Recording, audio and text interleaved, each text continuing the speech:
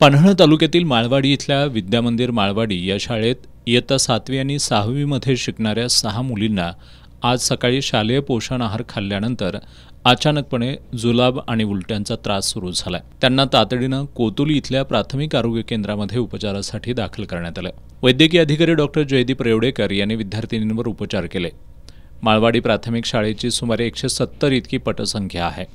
आज 7वी मध्ये शिकत असलेल्या कल्याणी चौगुले आणि 6वी मध्ये शिकत असलेल्या स्वरांजली खोत, श्रावणी खलासे, संस्कृती सागावकर, संयमी गायकवाड, संचिता चौगुले या 6 मुलींनी सर्वांबरोबर आज सकाळी शालेय पोषण आहार खाल्ला, पण त्यातील फक्त या 6 जणींनाच जुलाब आणि उलट्यांचा त्रास सुरू झाला।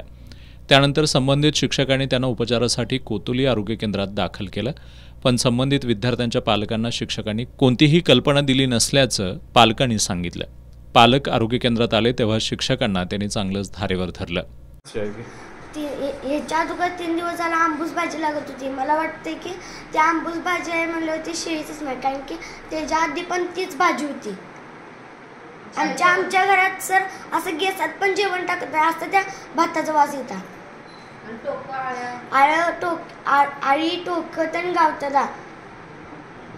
ह्या विद्यामंदिर माळवाडीतील शाळेतील मुली आहेत, तर आम्ही त्यांचे पालक आहोत। दररोज तक्रार मुलांची येत आहे, आळ्या गावत्यात, टोके गावत्यात, जेवण व्यवस्थित नसते, आंबूस लागते, आंबट भाजी वगैरे असते, तरी सुद्धा सर घरात शाळेत जाऊन आम्ही तक्रार करत होतो, पण शिक्षक आमच्याकडे दुर्लक्षच करत होते। पण आज इतका प्रसंग वाईट आलाय की मुलींनी चक्करून पडल्यात आणि उलट्या वगैरे केलेल्या आहेत। ही आम्हाला गांभीर्याची परिस्थिती ह्यांचं बघूच वाटून झालं यांचा हाल। इतकं सकाळपासून आम्ही तळमळ करतोय, धावपळ करतोय, एवढी त्यांची परिस्थिती वाईट झालेली आहे।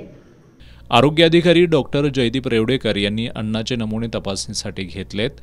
विद्यार्थिनींची तब्येत आता सुधारत असून त्यांच्यावर उपचार सुरू असल्याचं सांगितलं।